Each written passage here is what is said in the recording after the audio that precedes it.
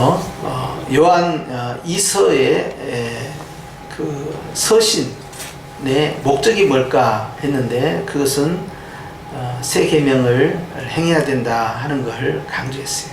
그래서 어떤 분야, 그것이 물론 교회일 수도 있고요.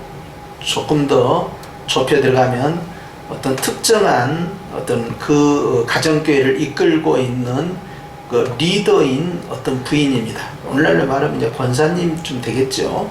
어떤 리더인데 그 리더에게 굉장한 칭찬을 하고 또 자녀들이 신앙교육이 잘 돼 있고 또 육신의 자녀뿐만 아니라 좀 확대하자면 믿음의 자녀, 교회 안에서 전부 말씀 안에서 산다고 하니 이보다 더 좋은 일이 어디 있겠느냐 하면서 굉장히 칭찬을 해요. 그러면서 이제 이 분야에게 잊어서는 안 될 것이 있다. 그것은 새 계명을 잊어서는 안 된다. 서로가 사랑하는 것이다. 그래서 우리가 처음부터 받은 것이 아니냐 하면서 이제 서로 사랑이라는 이것을 놓치지 마라. 왜냐하면 교회의 본질에 있어서는 이제 가장 중요한 우선순위를 두자면 그것은 서로 사랑이다. 이것을 강조한 거죠. 그래서 열심히 사역하고 또 신앙 똑부러지게 하고 자녀교육 확실히 시키고 성도들 전부 말씀 안에 세워가는 그러한 복된 삶이라 하더라도 거기에 무엇이 빠지면 안 된다? 사랑이 빠지면 안 된다. 이걸 계속 강조한 거예요. 그 첫 번째입니다. 그다음 두 번째로는 무슨 교훈하냐? 오늘 이 말씀이에요. 이 전체 내용은 뭐냐면 이단을 조심하라는 겁니다. 하나님의 말씀 가운데 살려고 할 때 이단의 도적이 있는데 그 당시 이단은 우리가 아는 대로 영지주의자들이에요. 영지주의자들은 어떤 자들이냐? 예수님이 육체로 이 땅에 오시지 않았다. 신은 육체로 올 수 없다는 거예요. 그렇기 때문에 예수님이 그리스도 메시아라면 육체를 갖고 올 수 없다. 육체는 부정하고 더럽고 악한 거기 때문에 육체로 올 수 없다. 어떻게 거룩한 영이 육체로 올 수 있겠느냐? 아니라는 거예요. 이것은 헬라 철학에 있어서요. 이제 둘로 이분법으로 나눈 겁니다. 영적인 것은 거룩하고 육적인 것은 아주 악한 걸로 생각하는 거예요. 그런데 우리가 아셔야 할 것이 우리 하나님은요 모든 육체의 하나님이라 하셨고요. 또 하나님께서는요 온 피조 만물과 육체를 직접 창조하신 분입니다. 그걸 기억하신다면 오염된 이 땅이라 하더라도 그리스도의 보혈이 흐르는 순간에요 다 거룩해지는 거예요. 그래서 구약에 피제사가 있었던 거예요. 마찬가지로 하나님께서는요 인간을 거룩하게 만들기 위해서 인간의 모양으로 인간의 모습으로 인간이 성장하는 방식을 통해서 오셨다는 사실입니다. 그러니까 성숙한 그런 어떤 어른의 성인의 모습으로 짠 하고 나타난 게 아니라 어린 아기의 모습으로 여인의 뱃속에서부터 출발했다는 거예요. 그런 과정을 전부 밟아감으로써 모든 인간, 즉 여인의 태에서 시작해서 탄생해서 성장해서 그리고 죽음에 이르는 모든 인간의 과정을 주님이 다 경험을 하신 거예요. 그러면서 이와 같이 고난을 받으신 그가 또한 고난받는 자를 도와주시는 거예요. 그래서 주님께서는 인간의 모습으로 오셔서 인간이 짊어져야 할 모든 죄악을 다 치료해 주시고 회복시키는 역사를 했다. 그런데 영지주의자들은 안 믿어요. 그걸. 육체는 더럽고 부정한 건데 어떻게 그럴 수 있냐는 거예요. 그것이 잘못된 철학에서 출발한 거죠. 그런데 그것이 바로 이제 교회 안에 침투에 들어왔다는 거예요. 당시 요한이 살고 있었던 그 지역은 이스라엘 땅이 아니잖아요. 이스라엘 밖에. 특히 이제 아시아권의 중심을 할 수 있는 에베소 교회를 중심으로 움직였는데요. 그때 이미 헬라 철학이 편만하게 펴져 있었어요. 그래서 로마의 정치적 지배권, 군사적 지배권을 받고 있지만 문화는 헬라입니다. 왜냐하면 언어가 헬라어예요. 공통어가 로마, 이탈리아가 아닙니다. 그리고 이 철학 자체가 헬라 철학이에요. 그러니까 이제 우리가 아는 대로 이 플라톤의 철학 같은 경우도 전부 다 헬라의 영향이에요. 자, 그런데 오늘 실제로 보니까 미혹하는 자가 왔다. 미혹한다 이 말은 거짓말하는 자다 이 말이에요. 속이는 자다 이 뜻입니다. 그러면 누가 속이는 자고 누가 거짓말하는 자입니까? 그것은 바로 창세기 3장에 보니까 에덴 동산에 나타난 뱀이죠. 뱀은 강교한 자다. 거짓말하는 자죠. 그래서 요한계시록에서는 이 뱀을 가리켜서 처음부터 속이는 자다 그랬어요. 거짓말하는 자. 자, 이 미혹하는 자, 속이는 자, 거짓말하는 자가 세상이 많이 나왔다. 세력이 많다는 거예요. 한두 사람이 아니에요. 그렇기 때문에 굉장히 많은 세력을 형성하고 있다는 거예요. 당시에 요한 혼자 사도로서 교회를 지키고 있을 때 그때 얼마나 많은 이단들이 얼마나 많은 적그리스도가 등장했느냐 하는 걸 알 수 있죠. 이는 예수 그리스도께서 육체로 오심을 부인하는 자라 그랬어요. 요한 1서에서 계속적으로 반복된 것이 바로 예수께서 육체로 오심을 부인하는 자들을 조심해야 된다, 경계해야 된다, 계속 강조했죠. 그리고 경건하게 살고자 하는 자들이요, 혹 보면 금욕주의에 빠져가지고 세상은 더럽고 그리고 오직 하늘나라만 좋은 거니까 어서 죽어서 나 천국 갔으면 좋겠다, 이런 생각이 있잖아요. 거기에다 기름을 확 부어버린 거예요. 어떻게? 세상은 더러운 거니까, 부정한 거니까, 세상은 악하잖아. 그런데 예수님께서 육체로 왔다는 것이 말이 되니? 육체는 아니잖아. 그러니까 예수님 믿지 말한 건 아닌데 예수님이 육체를 입고 왔다는 건 믿지 마. 예수님은 영으로 오신 거야. 그리고 예수님은 육체 가운데 거하신 것이 아니야. 성령으로 거하시다가 예수님이 십자가에서 죽기 전에 그 영이 훅 떠나버린 거야. 그러니까 육체의 예수와 그 속에 있는 영, 예수와는 달라. 그러니까 구분해야 돼. 그래서 육체의 예수는 우리가 신뢰해서는 안 되고 존경해서는 안 되고 숭배해서는 안 돼. 이렇게 계속 가르치는 거예요. 그러니까 영리로만 좋다는 거예요.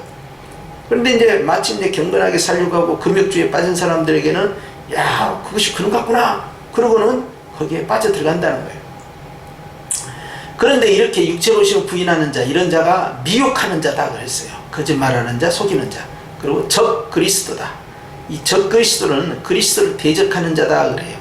그래서 이제 앞으로 이제 우리가 이 요한이 쓴 이 서신서뿐만 아니라 요한 계시록에도 보면요, 요한 1, 2, 3서 외에도 이 적 그리스도에 관한 이야기가 자꾸 나오죠. 대적하는 자. 그것은 바로 적 그리스도인 게 대적하는, 그리스도를 대적하는 자에서 적 그리스도.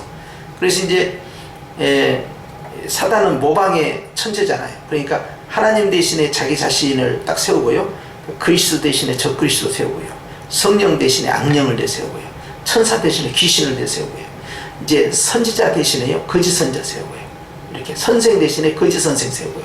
이런 식으로 계속 반대 진영을 형성해 나갑니다. 그래서 믿는 자들의 교회 공동체가 형성되면 이제 이 믿는 자를 대적하는 그러한 공동체를 형성해요. 그 강력한 공동체를 형성하는 아주 강한 구심점이 뭐였느냐? 그게 666입니다. 그래서 666이라는 짐승의 표를 종말에 받게 하게 되면 그 공동체는 완전히 사단의 공동체가 되죠. 그런데 그 공동체에 들어가려면 조건이 있지요. 그 뭐냐? 그것은 이 우상에게, 즉 적그리스도 우상에게 경배를 해야 돼요. 예배를 드려야 돼요. 우리가 일지했을 때 신사참배하는 것처럼 그렇게 경배를 해야 된다. 경배하는 자에게만 짐승의 표를 줘요. 그럼 이 표를 받는 자는 두 가지 이제 이 혜택을 받게 됩니다. 첫 번째 혜택은 죽이지 않아요. 생명을 보존시킵니다. 안 받는 자는 다 죽입니다. 표가 없는 자는 다 죽이는 거예요. 오른손이나 이마에 표가 반드시 있어야 돼요. 두 번째로는 이마와 표에 짐승의 표가 있는 자만이 상거래를 할 수 있어요. 물건을 사고 팔고를 할 수 있어요. 정상적 비즈니스가 가능하다는 거예요. 그런데 이 표가 없는 사람은 사업이 안 돼요. 사업은 고사하고 마트에 가서 물건도 구입할 수 없어요. 그게 사회에서 완전히 격리되는 겁니다.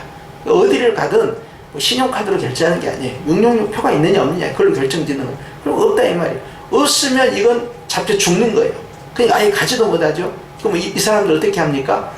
결국 도망가야 되죠. 그들이 모여있는 곳이 광야교회예요. 계시록 12장에 보면 이들이 이제 독수리의 날개에 이제 엎였어요. 이 광야로 피신하게 되는데요. 광야에서 이제 42달 동안, 1260일 동안, 3년 반 동안 그 숨어 있는 거죠. 그런데 하나님께서 사랑하는 이 교회를 보호하시고, 그래서 사단이 입에서 물을 토해내 가지고 이 광야교회를 떠 내려가게 하려고 하는데 땅이 입을 벌려서 그 강물을 다 받아들이니까 막 분해가지고 광분을 합니다. 이 악한 이 적그리스도가. 그리고 이 사단 자신이, 용이 또 이 교회를 직접 공격을 합니다. 그렇게 해서 자그마치 3년 반, 실제적인 3년 반인지 상징적인 3년 반인지 알 수 없지만 굉장히 강력한 그런 그 고립을 경험하게 돼요. 그런데 내부적으로 어떻게 하느냐? 그 안에 고립되어 있는 그들은요, 그것이 가장 안전한 곳입니다. 갇혀있는 것 같지만 실상으로는 가장 안전한 피난처예요. 그래서 도피성이 되는 거죠. 자, 그렇게 이제 격리가 돼요. 그래서 문화혜택 못 받습니다. 그리고 거기에서 어떤 도시 문명 없습니다. 완전히 고립되어 있어요. 차단되어 있어요. 그런데 그것이 바로 주님이 함께 하시는 장소가 되죠. 자, 적그리스도는 끊임없이 교회를 공격합니다. 적그리스도의 목표는 항상 교회예요. 그러니까 세상은요, 오직 교회와 반교회 구도로 간다, 이렇게 생각해도 전혀 틀리지 않습니다. 왜? 교회는 그리스도의 몸이니까.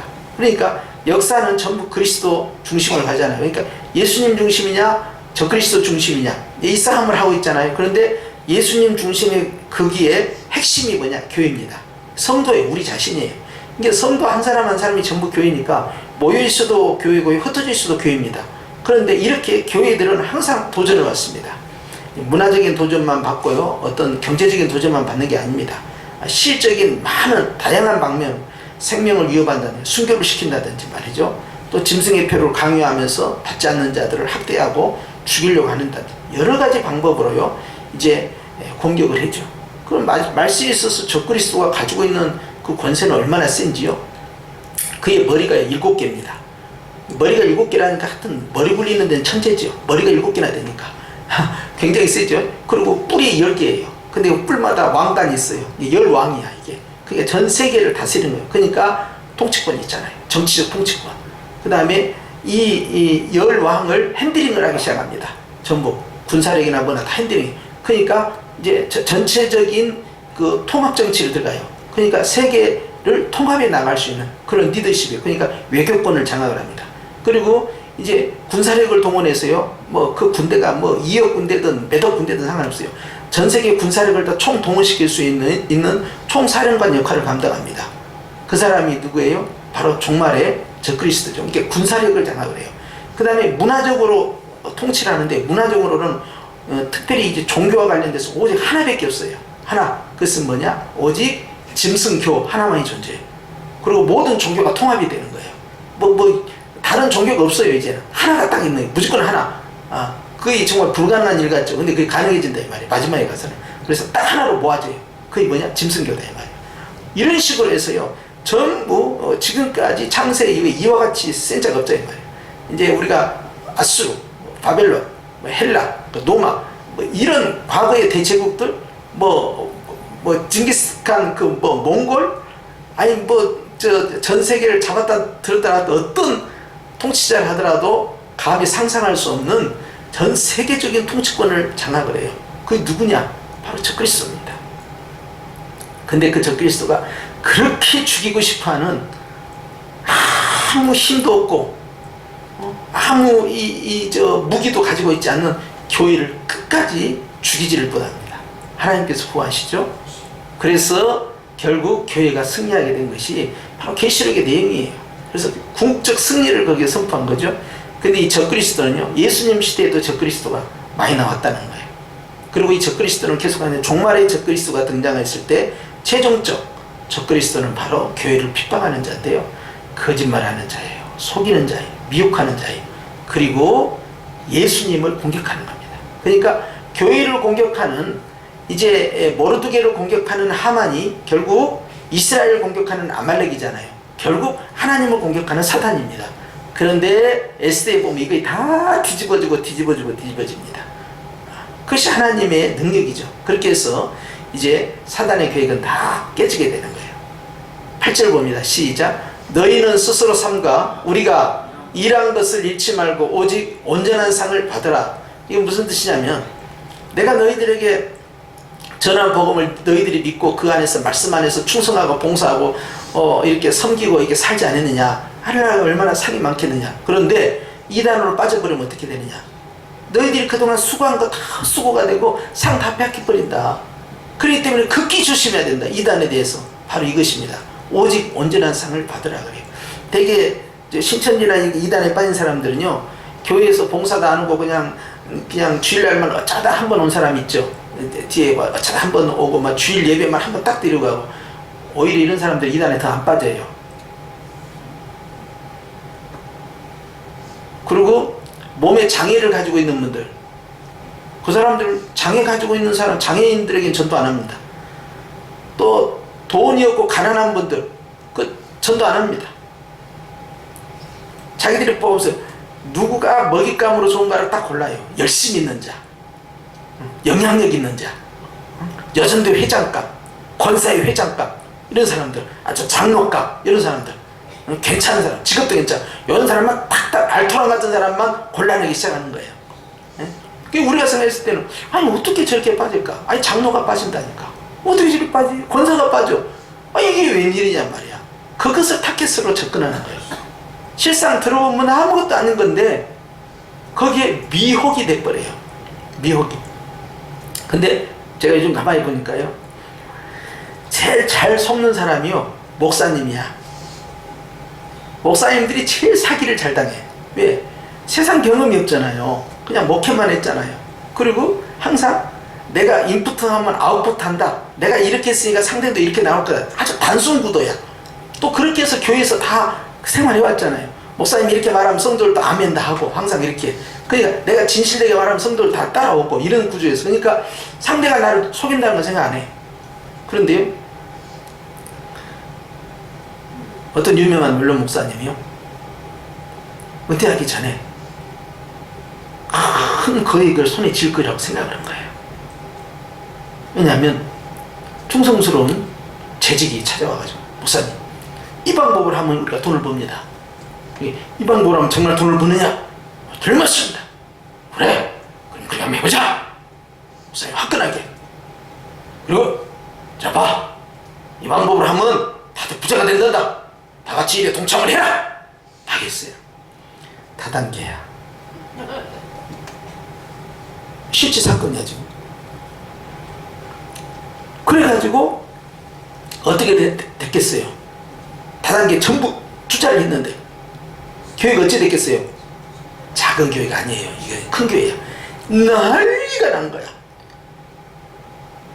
근데 이 목사님 이제 은퇴를 하셔야 돼요. 분위기가 어떻겠어요 지금? 성도들이 상처를 받고 시험에 들고 분을 가지고 있고 누구한테 원망을 해야 되는데 말이에요.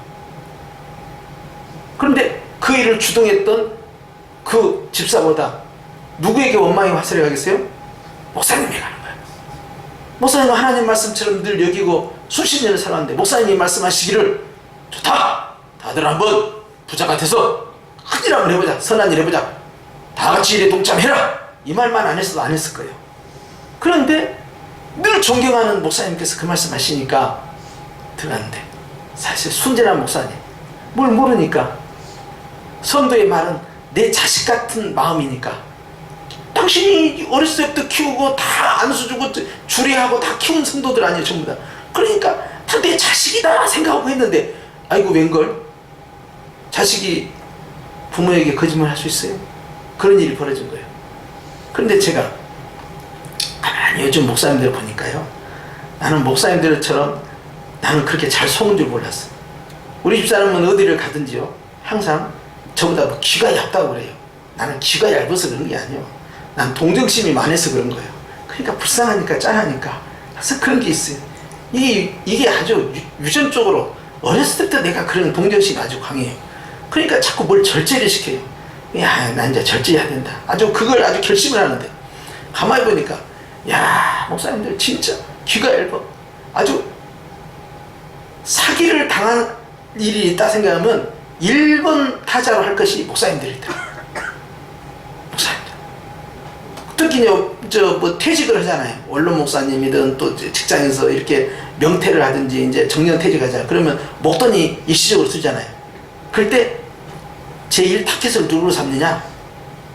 목사님들 타겟으로 잡아요. 귀가 얇으니까. 그러고는 홀라당 넘어가 버려요. 그런 사회 경험이 없으니까 눈 뜨고 고백한다는 사실을 깨달아야 되는데 넘어가요. 그런데 또 한 가지를 발견했어요. 욕심을 가지면 안 돼. 결국 욕심이 이 모든 것들을 증폭을 시켜버려요. 적게 벌고 적게 먹으면 되는데, 거기에 욕심이 딱 들어가는 데다가 사회 경험도 없는 데다가 귀도 얇은 데다가 동정심도 많은 데다가 상대방은 나를 사기치지 않을 거라고 생각한 데다가 넘어가는 거예요. 그런데요,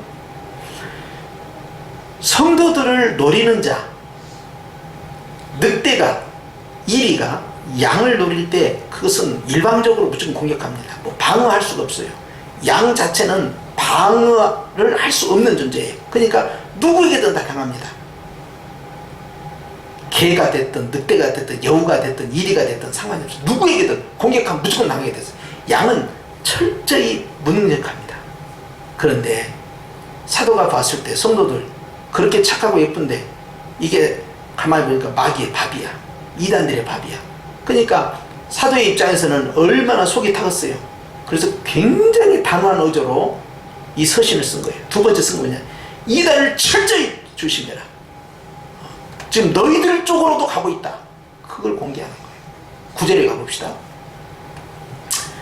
시작. 지나쳐 그리스도의 교훈 안에 거하지 아니한 자는 다 하나님을 모시지 못하되 교훈 안에 거하는 그 사람은 아버지와 아들을 모시니라. 지나쳐 그 말은 오버했다 이 말이에요. 그 복음 진리 안에만 있어야 되는데 그 선을 경계를 넘어 서버린 거예요. 과도한 상상력을 동원한 겁니다. 그렇게 해서 이단의 말에 미혹되는 거예요. 그래서 그리스도의 교훈 안에 거하지 아니한 자, 즉 복음 안에 거하지 아니한 자 어떻게 되냐? 하나님을 모시지 못한 자다. 교훈 안에, 즉 진리 안에 거하는 자는 하나님과 그 아들을 모신 자다. 이렇게 구분을 져요. 그러니까 반드시 진리 안에만 거해야 된다. 이단에 속아서 안 된다. 심지어는 10절에 보면 시작. 누구든지 이 교훈을 가지지 않고 너희에게 나가거든 그를 집에 들이지도 말고 인사도 하지 말라고 그랬어요. 이건 굉장히 적절한 표현입니다. 왜냐하면 성도들이 충분히 말씀에 대해서요 지식이 있고 자기 자신을 지킬 만한 성령의 검을 무장하고 있지 않잖아요. 그럼 어떻게 합니까? 일단 경계를 세우는 거예요. 그게 뭐예요? 접촉을 못하게 하고 그들과 교제를 못하게 한 겁니다. 인사를 한다 하는 것은 환영한다는 뜻이에요.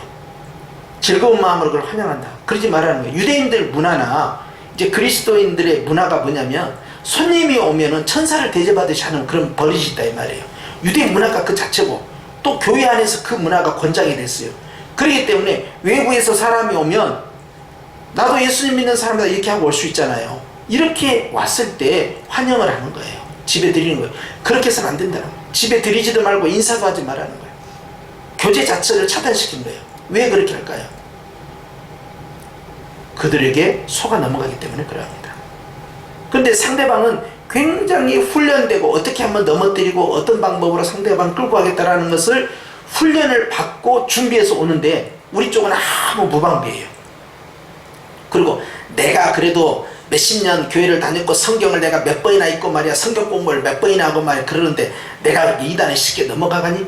그렇게 생각하는 사람은 유만이기 그런 것을 알고 찾아오는 거예요.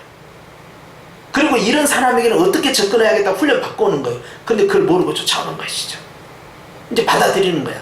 그렇기 때문에 여기서 문제가 크게 되니까 교제 자체를 못하게 한 거예요. 본인이 상대방이 약점이 무엇인가, 상대방이 어떤 식으로 공격해 오는데 내가 상대방을 어떻게 막아야겠다는 훈련이 돼 있으면 상관이 없습니다. 오히려 그렇게 하는 교회가 있다고 그랬잖아요. 제가 인천에 있는 그 교회는 그렇게 한다고 하잖아요. 실제 이단에 빠진 사람만 건져낸다니까. 그런데 아들을 건져내고 딸을 건져내면 한 명이 온 것이 온 가족이 다 온다니까요. 그런 가정이 수십 가정이야. 그러니까 교회가 굉장히 부흥을 하고요. 거기는요 100명이 모여도 100명이 아니라니까요. 100명이 모이면 500명 교회처럼 결속력도 강하고 열정도 강하고요. 헌신도가 굉장히 강하고요. 기도를 하든 찬양을 하든 예배드리든 헌금을 하든 무슨 봉사를 하든 아주 끝장내게 하는 거예요. 그러니까 뭐 민방위 모이는 거하고 그냥 특전사 모이는 거하고 비교될 정도로 그렇게 아주 교회가 열정적이고 젊은이들로 가득 차 있어요. 이 사람들은 다 일당백이야. 그리고 자기네들은 가장 밑바닥까지 내려갔다가 건짐을 받았기 때문에요. 얼마나 하나님에 대해서 헌신을 잘하는지 몰라요. 자, 그러나 다 그러겠느냐 이 말이에요. 대부분 교회는요 그 정도까지요 보안장치 하지 않고 경계정 하지 않고 받아들이게 되는 거예요. 그렇기 때문에 사도 요한 입장에서는 특히 이 부녀들 중심으로 교회를 이끌고 있는 가정교회 그리고 아직 이단이 침투하지 못한 그런 교회 같은데 경계경고를 발동을 해야 될 거 아니에요. 그렇기 때문에 서신 두 번째 쓰는 목적이 그거예요.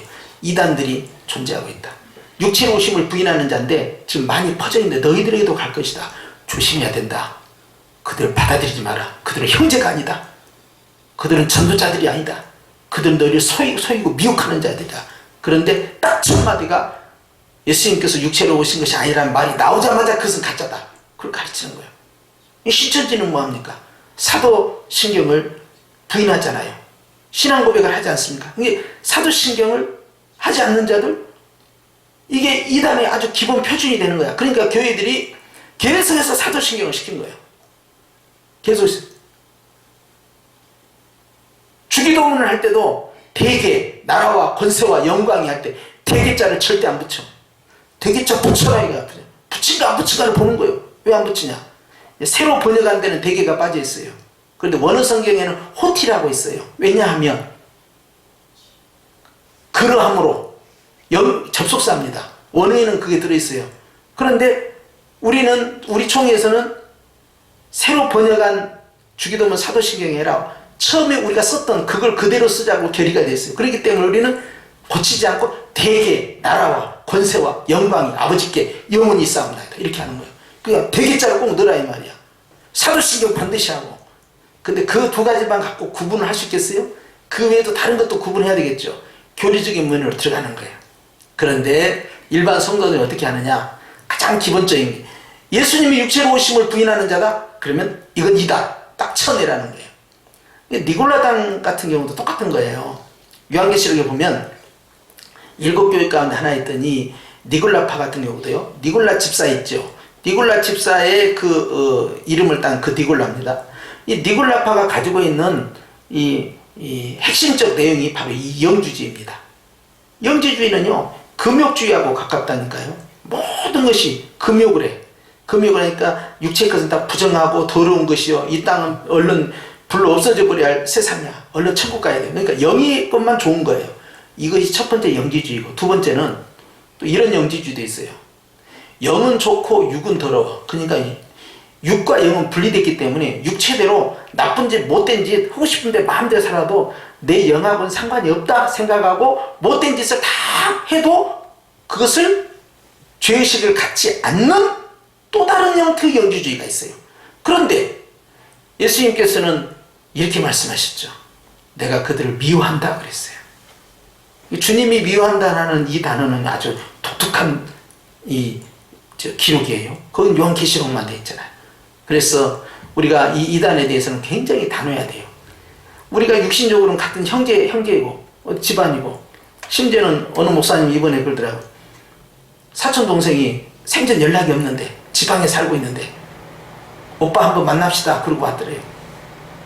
물론 본인이 목사님이고 사촌 동생 그냥 집사들이었어. 근데 여동생들이 쫓아간 거예요. 그런데 하나가 오니까 그래 와라 밥 먹자 그렇게 했는데, 하나가 오니까 다른 둘째도 오고 셋째도 오고 순식간에 모인 거야. 얘네들이 서로 연락했나? 그러고 그냥 먹었는데 뻔 이야기를 하면서 교회가 어쩌고 저쩌고 성경이 어쩌고 저쩌고 막 그렇게 하더니 내용을 가만히 들어보니까 신천지야. 그리고 한참 들어가 보니까 이만희가 나와.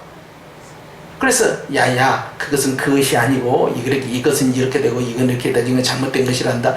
너희들이 생각하고 다른 것이란다. 결국 이만희가 속고 있는 거다. 아니래 오빠가 지금 성경을 몰라서 그렇대. 오빠가 근데 구약 학자야. 이스라엘까지 유학 갔다 온 사람이야. 근데 오빠가 성경을 보는데 헬라어 히브리어에 능통한 목사님이야. 그런데 오빠는 성경을 모른대. 그래서 내가 그 이야기를 해서 그 말을 듣고 있으면서, 목사님 신천지하고 여호와 증인하고 싸우면 누가 이긴지 아세요?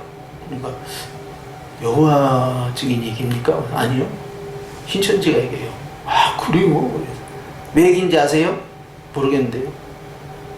똑같은 말만 반복하니까 이기는 거야.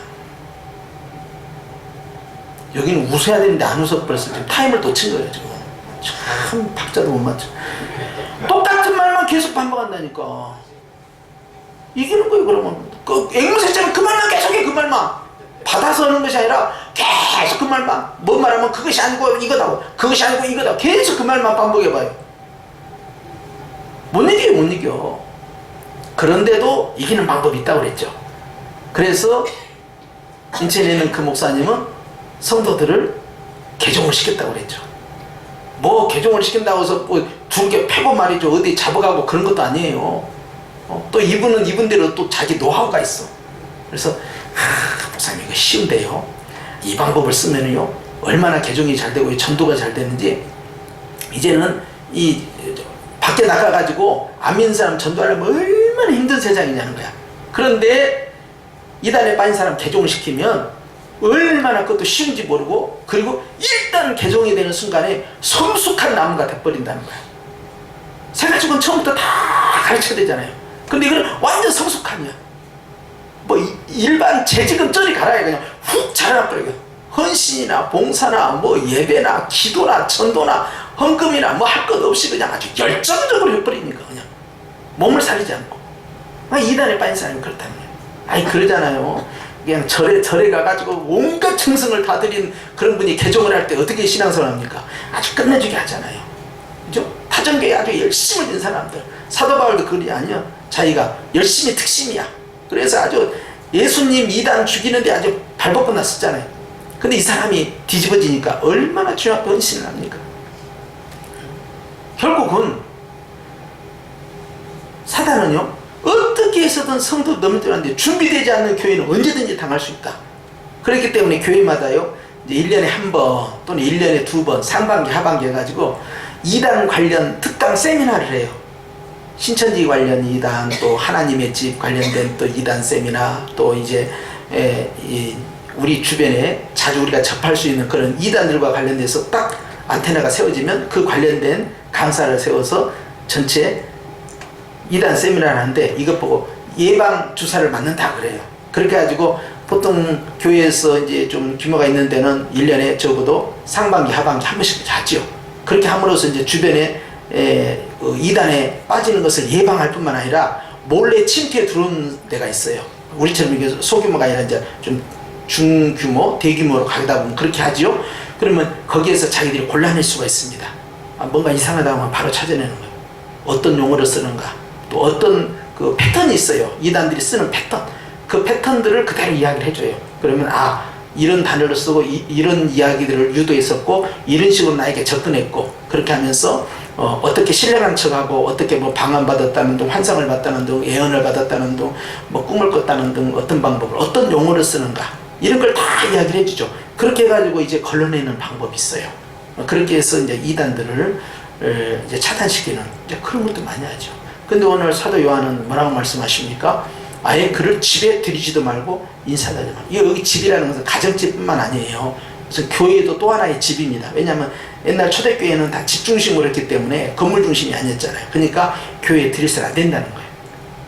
이런 사람들은. 저도 굉장히 단호한 겁니다. 이단에 대해서는. 그래서 사랑의 사도이면서 이단에 대해서는 아주 가혹하리만큼 엄중했던 바로 요한의 이 모습을 우리가 여기서 찾을 수가 있는 거예요. 그렇기 때문에 11절에 보면 이렇게 나와 있어요. 시작. 그에게 인사하는 자는 그 악한 일에 참여하는 자입니다. 여기서 인사한다 할 때는 안녕하세요 이 인사가 아닙니다. 여러분 여기서 이스라엘 사람들은 인사는 이렇게 시작해요. 먼저 3번 합니다. 이쪽에도 한 번, 이쪽에도 한 번, 이쪽에도 한 번 이렇게 하죠. 이 기본 인사고요. 여기서 말하는 인사라는 것은요. 환영합니다. 사랑합니다. 당신이 우리 집안에 오는 것을 우리가 기뻐합니다 하는 뜻이에요. 이렇게 받아들여서는 안 된다는 거예요. 이것은 악한 일에 참여하게 된 것이다. 그러니까 양의 탈을 쓴 이리와도 같죠. 이것을 누가 구분해야 되냐? 그 교회의 리더가 누굽니까? 지금 이 부녀예요. 이 사람이 단수일 수도 있고 복수일 수도 있어요. 그 교회를 이끌고 있는 리더예요. 근데 남성이 아니고 여성입니다. 가정교회 중심이라고 그랬죠. 그렇죠? 그렇기 때문에 그 교회의 지도자인 이 부녀가 철저히 자기 육신의 자녀, 자기 영적 자녀를 어떻게 케어를 해야 되겠느냐. 그러니까 파수꾼이에요. 파수꾼은요 항상 적에 대해서 경계심을 갖고 있어야 됩니다. 그러니까 군대에서는 그런 말을 한다 이 말이에요. 뭐 작전에 실패한 건 용서를 받아도 뭐 경계에 실패한 자는 용서하지 않는다 뭐 그랬다. 경계가 뚫려버리는 순간에 다 몰살당한 것이기 때문에 그렇죠. 그렇기 때문에 늘 교회에 대해서 안테나를 세우는 거예요. 근데 요즘은 이제 좀 이게 굉장히 많이 한국교회에 알려지고 신천지 때문에 한 10만 명 이상이 떨어져 나갔잖아요. 그러니까 이 한국교회가 굉장한 상처를 받고요. 그 다음부터는 문화가 바뀌었어요. 새가족 문화가. 교회를 딱 오면 전에는 교회만 오면 예수님 다음으로 반갑다고 환영했잖아요. 지금은 멀뚱멀뚱 쳐다보면 있잖아. 좀 큰 교회 같은 경우는 어떻게 오셨냐고 그 다음부터 꼬치꼬치 묻기 시작하는 거예요. 누구 소개로 오셨습니까? 어디서 오셨습니까? 어느 교회 이 앞에 교회는 어느 교회입니까? 다 확인하는 거예요. 왜? 이 앞에가 어느 교회가 하면 전화할 수 있잖아요. 아무 교회가 옛날에 그 교회 다녔습니까? 확인할 수도 있잖아요. 다 확인하는 거예요. 왜? 못 믿겠다는 거예요, 이제. 그만큼 불신이 커져버렸어요. 신천지가 그렇게 교회 문화를 바꿔버린 겁니다. 전에는 그런 거 따졌어요. 그냥 예수님만 믿는다면 그냥 무조건 다 그냥 같은 편이라고 생각하는 거예요. 그냥 뭐 알아보지도 않고 무조건 그냥. 그래가지고 나중에 상처 입고 막 그러잖아요. 그런데 문화가 바뀌어버렸어요. 지금 의심하는 거예요. 어디서 왔어? 그리고 본인이 정착할 때까지 내버려 두기도 해. 그냥 가만히 관망만 하는 거야. 그냥 오셨냐고 친절하게 해주고 그냥 안내만 간단하게 해주고 그냥 계속 지켜만 보는 거예요. 등록을 안 받는 거예요. 등록을 받으려면 새가족반에 먼저 들어가셔야 등록을 받는다. 우리 교회는 그렇게 돼 있다고. 등록을 안 받는 거예요. 계속해서. 왜? 등록을 받으면 그 다음부터는 세례교인이 등록되는 순간에 뭐가 발동됩니까? 투표권이 발동되는 거예요. 그렇게 해서 신천지가 공동회의를 장악하고 재직기를 장악을 했잖아요. 그렇게 해서 산 옮기기 작전을 들었었잖아요. 수많은 교회가 이걸 당했었잖아. 그러니까 등록을 안 받는 거예요. 그렇게 해서 다 걸러내고 검증하고 누가 소개했는가 하는 것이죠. 그렇게 해가지고 검증을 했는데 문제는 자 세례교회는 등록을 했어요. 세례를 이미 받은 사람이야. 그러니까 교회에서는 어떻게 하냐, 등록을 한 사람도 1년이 지나야만 투표권을 행사할 수 있다. 이렇게 또 단서조항을 집어든 거예요. 조심하고 또 조심하는 거죠. 이게 불신입니다. 교회가. 안전장치를 계속 만들어가는 거예요. 그래서 나중에 어느 교회가 한번 다 신천지에서 완전히 다 장악을 당했는데요. 그 교회가 장악을 당한 결정적 실수가 뭐였냐면 그 교회에서 그렇게 전도를 열심히 하고 그렇게 충성봉사하는 여전도 회장이 있었어요.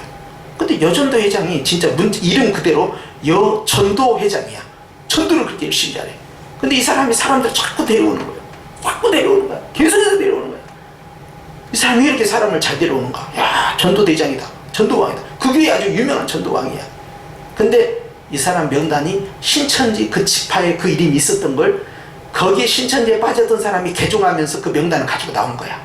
아무개 교회 수십 개 수백 개 교회가 속해 있는 명단을 갖고 몰래 나온 거야. 근데 알고 보니까 아무개 교회 여전도 회장이 거기에 명부에 올라가 있어. 알고 보니까 자기가 데려온 사람이 다 누구냐, 다 신천지를 데려온 거야. 그러니까 목사님 입장에서는 내가 가장 믿는 충성스러운 여전도 회장이 계속해서 사람을 데려오고 계속적으로 데려오니까 이건 뭐 검증할 필요가 없잖아요. 자기가 잘 아는 사람이라는데, 확실한 사람이라는데, 믿을 만한 사람이라는데 검증하고 뭐 제자훈련을 왜 시켜? 여기에 바로 등록시키는 건지. 1년도 안 돼서 그 교회가 장악이 됐던 거야. 공동을 열었는데 목사님에 대한 불만이 막 터져나오기 시작하는 거야. 여기서 터졌죠. 목사님 설교가 이상한다는 둥, 영적이지 않는다는 둥, 목사님이 도덕적으로 문제가 있다는 둥, 목사님 인격적으로 문제가 있다는 둥, 뭐 사생활이 어쩌다는 둥, 계속해서 트집을 잡더니 시인투표에 딱 붙여버린 거야. 그런데 이미 그 공동회에는 다 여전도 회장, 그리고 그 여전도 회장이 성가대까지 활동한 사람이야. 다 장악을 한 거예요. 다 그 사람들이야. 그 사람들 와가지고 바로 목사님 내쫓아버리고 그 교회가 신천지 교회로 새롭게 거듭났답니다.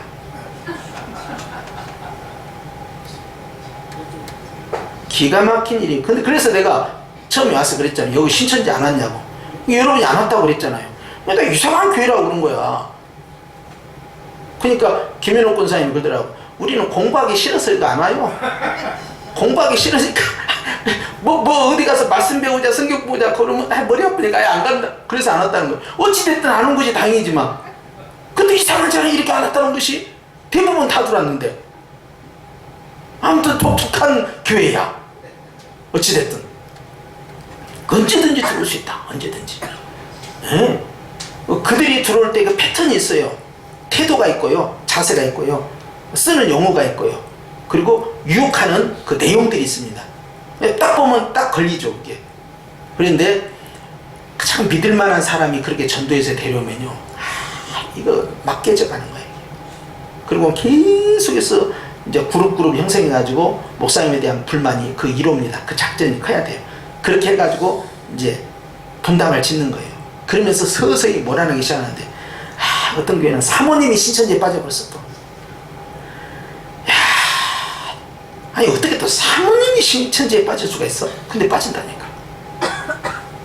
지난번 말씀드렸잖아요. 목사님도 신천지에 빠졌다고. 그 목사님 신천지에 빠진 것은 아예 그냥 통으로 넘어가는 거고, 아니 어떻게 사모님이 빠질 수 있냐 이 말이에요. 아무튼 조심해야 해요. 여러분 우리는요 보면요, 신천지라는 이단은 지금까지 우리가 경험해보지 못한 이단이에요. 그러니까 이 신천지가 나타나는 것이 뭐 한 15년 정도, 뭐 그 정도밖에 안 되잖아요. 15년 20년밖에 안 되는데요, 그동안에 나타난 여호와 증인들도 뭐 요 주변에도 있고 막 뭐 파수대에 팔로 다니고 막 그러잖아요. 근데 여호와 증인들에 대해서는 우리가 익숙해 있고 통일교도 익숙해 있어요. 전도관도 익숙해 있고. 그런데 신천지는 완전히 다른 개념으로 접근한 거예요. 완전히 신세대 문화야. 아주 적극적으로 도전하고요, 밖에서 하는 것이 아니라 안으로 들어옵니다. 안으로 들어오기 위해서 온갖 마케팅 전략을 다 쓰고요. 그리고 무슨 뭐 지금도 말이죠, 뭐 방과 후 교육 시키는 거 있죠. 방과 후 교육 해가지고 뭐 강사로 가는 거, 뭐 상담심리학 뭐 자격증으로 간다든지, 무슨 사회복지 아동 독서지도사 뭐 여러 가지 그런 자격증이 있어요. 아이들을 가르치는 거, 그런 걸 가지고 방과 후로 갑니다. 방과 후로 가가지고 방과 후 활동하면서 다 포섭하기 시작하는, 애들부터 시작해가지고 교사들까지. 그것만 한 줄 아세요? 또 악기 있죠. 각가지 악기를 다 붙여 무료로 레슨 해준다고 뭔 악기 하고 다 전봇대다 붙여 그 뛰어가고 그렇게 해서 접촉하고요. 또 설문조사 한다고 해갖고 무슨 각가지 설문조사를 다 하는 거예요. 그 설문조사 하면은 써야 할 것이 이름하고 전화번호야. 그거 쓰는 순간에 가는 거예요. 또 어떤 데서는요, 보면 지금 광화문에서 막 토요일마다 막 집회하고 막 그러죠. 우파가 막 집회하잖아요. 거기에 집회 가면 거기도 이단들이 온대. 거기 이단들이 와가지고 거기에서 뭐라고 하냐면, 이제 그 사람들은 전부 우파들이잖아요. 우파들은 이 공산당을 미워해. 그러니까 그 공산당을 물리치기 위한, 그러니까 빨갱이를 잡기 위한 서명운동을 받아. 근데 서명을 받으려면 이름, 전화번호, 추석하는 교회 주소를 써야 돼. 아이, 전략이 무궁무진하다니까. 사람들 인적사항을 뽑아내는 게 아주 그렇게 아주 접촉하기 시작하는 거예요. 그래서 안 파고드는 데가 없습니다. 학교 뭐 또 주민센터 있죠. 주민센터 동사무소에 가면은 그 문화교실 같은 거 이런 데 있죠. 그런데 강사로 들어가는 거예요. 돈 받으면서 강사 뛰는 거예요. 무료로 하는 거 아니에요. 자기가 일정한 수당을 받으면서 그렇게 하면서 거기에서 문화교실을 하면서 다양한 그 자격증을 이수한 사람은 거기에 침투에 들어가 가지고요, 거기에서 작업자족을 하면서 그 사람들을 포섭으로 들어가는 거예요. 죽기 살기로 한다니까. 죽기 살기로. 우리는 상상도 못해요. 우리 가운데 어느 성도가 말이죠, 동사무소에 가가지고 자격증 사가지고 동사무소 가서 거기에서 문화교실 해가지고 가르치고, 방과후 가가지고 학교에 침투에 들어가고 말이죠, 무슨 악기 붙인다고 말이죠 해가지고 악기 레슨 해주고 무료를 일정에 다 오라고, 이렇게 열성을 가지고 전도하는 사람이 그런 교회가 얼마나 되겠습니까? 와, 그러니까 막 파고드는 거예요. 나중에 정신 차려보니까 이 신천지야 이게. 어떤 사람이 당신 가가지고 공부했죠 했어요. 당신 그 신천지야. 절대 신천지가 아니래요. 왜 신천지가 아니냐면 3개월을 다녔는데 이만희에 이자도 안 나왔대요. 목사님, 내가 그런 거 하나 분별 못할 줄 아세요? 내가 어렸을 때부터 모태신 아니고 장로교에서 훈련을 받았는데 말이야, 그거 하나 내가 교리 하나 깨닫지 못하고 누가 감히 나를 건드냐는 거예요. 6개월에 딱 넘어가 버렸어.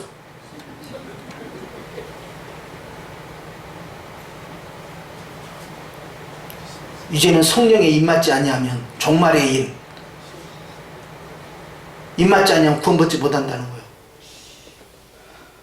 구원의 인 말고 종말의 인을 받아야 되는데 14만 4천 명에 들어가기 위해서는 반드시 이만희 그 집단 안에 정회원으로 가입을 해야만이 되는 거예요.